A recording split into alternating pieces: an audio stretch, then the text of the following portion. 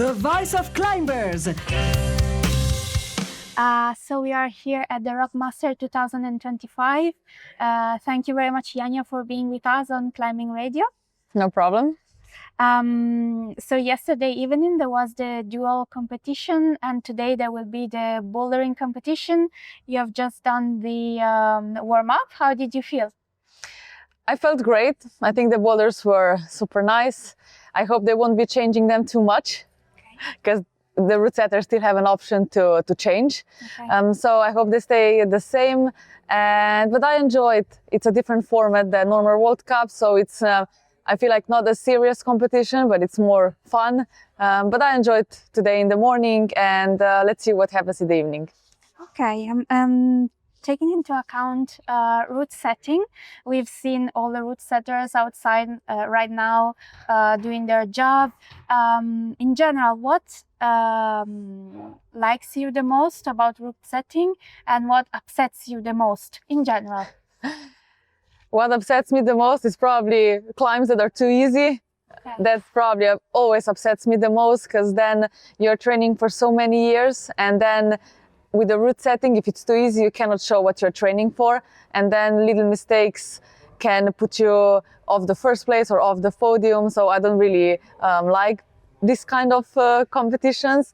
And what I like the most is like different styles, challenging climbs that everybody can show what they trained for. And do you think athletes can influence route setting, or the contrary? What do you think? Normally, I feel like route setters are putting the standards on, so they can like actually decide the competition. They usually decide if it will be a bit on the easier side or on the harder side. So I feel like it's the route setters' job to actually push our limits and to really bring out the best out of us.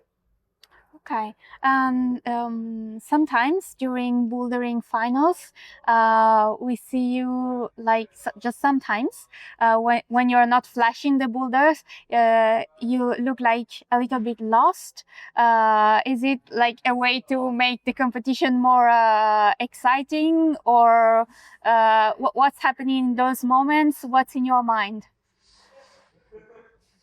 I try to recall one moment like that, and I don't really recall it. I wouldn't say that I feel lost. I would just say that maybe my intended beta didn't work, and then I just need to find other options. So mostly I'm just like thinking what I did wrong and what could be better. Okay. Is there something that helps you focus during the competitions, like a ritual, an object, a special song? What helps you concentrate? Usually I listen to music, so this really helps me get in the zone and just be focused. And usually I listen to the same music that I do in training, because this way I can recall feelings from training, and this helps me in a competition too. If on the days that I don't feel that good, it helps me to get in that zone and try to be in that moment of training that I felt good.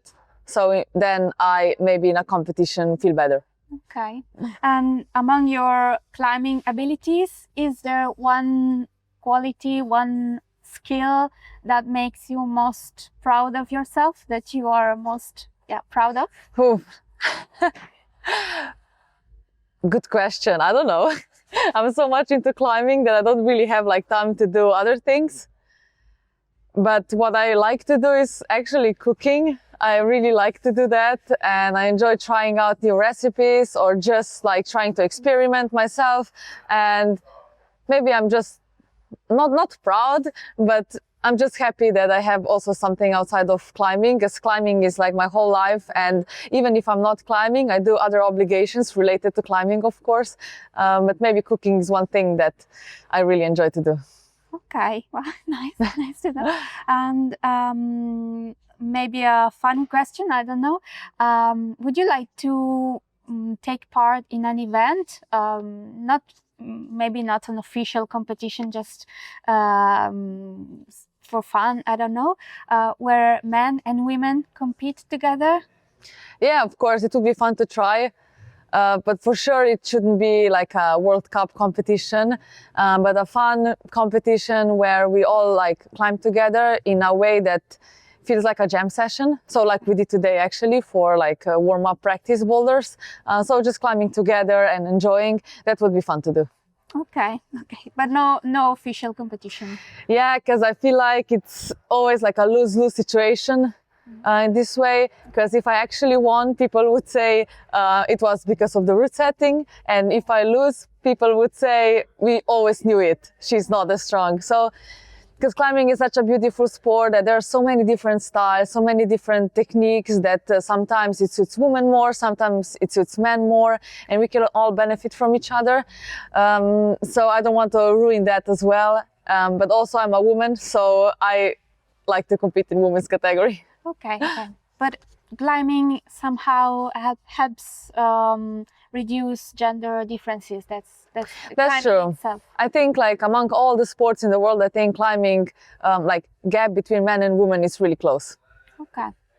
And now moving from indoor to outdoor climbing, and talking about your experience on the rock. We have seen you have done some things on the rock, some extraordinary things. Do you like climbing on the rock? What's your feeling on the rock? And what do you prefer between plastic and rock? I really like climbing on rock, but in the recent years I've been focusing more on competitions, especially on the Olympics, so there wasn't much time for rock climbing. But now this year especially, my priorities changed a little bit, and I spent more time climbing outside, especially in the first part of the year. I put my focus there and trying to push my limits there as well. And in the second part of the year, I focus more on competitions. So for me, I feel like it's all about like priorities. So whatever I decide I do. But it's totally different game, you know. If you want to be good in competitions, you really need to train indoors. Because in the past you could still do both, but now that's not possible anymore. And yeah, climbing. Why? Sorry? Why is it even possible anymore? Because there is like so many like, you know, bigger holds, slopers, jumps, coordination, slab, and if you want to be good, you need to train this on plastic, because in rock you don't really have that. But like rock climbing is totally different in that perspective. The route will always be there. You can try as many times as you want. There's no time limit. No one is there to say, okay, now you're ready. Now show what you trained for. And it's much more relaxed, maybe in some sense.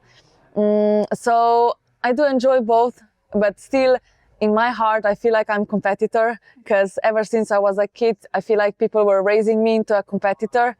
So once you're a competitor, you're always a competitor. But definitely once I finish my career, which is not soon yet, but once, I will definitely mostly climb outdoors for sure. And what about the climbing itself? Do you adapt your indoor climbing to rock, or do you keep the same way of moving? How the climbing changes from indoor or outdoor, or is it changing? I don't know. I mean, my climbing style is not changing. I try to climb the same, but it's maybe you need to adapt to a different climb. So if it's more crimpy and it's more about holding, you try to adapt to that. And you have all the time in the world, so it's all about adaptation to what you're climbing. But definitely it's different, and you need some days to get used to it. Okay. And climbing in general takes climbers to travel a lot. Indoor and outdoor climbers, no matter what style. And do you like traveling? Is it something that you like, or would you prefer to remain closer home? No, I like to travel a lot. I like to see different places, experience different cultures, and I'm a huge foodie, so also like the food part, I like to try all the food in the world. I mean, definitely there comes a period where I like to stay at home, where I like to have like, let's say, just like 2 weeks at home so I can relax and chill for a little bit. But most of the times I really like traveling. Okay. Even after all these years, I still enjoy it. Okay. So you climbers have the chance to really go around the world, and Yeah. that's great. And then I just wanted to ask you some 2 more questions. In another interview, you said that the gold medals at the Olympics were your life goal. Do you have a life goal outside on the rock? Yeah, I definitely want to do bibliography. That's it's my dream route probably. It has about 80 moves. It's like super long, very hard and very consistent. So it's definitely one climb that I really want to do.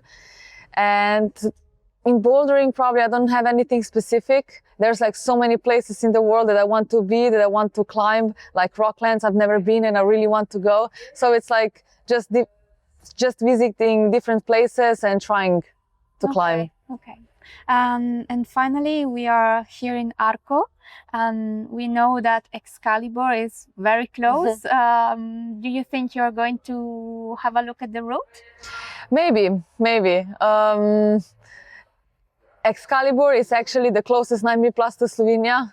So definitely I would be coming back and trying it.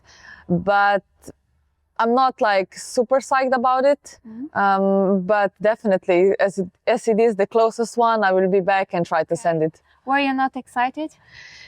I don't know. It feels like it's very short, and it felt more like a semi-long boulder than actually a route. So I never really got like excited by it. But it's definitely nice. It's the only line there. It looks beautiful. So definitely I'll be coming back. Okay. Do you want to add anything, Janja? I think I said it all. Okay.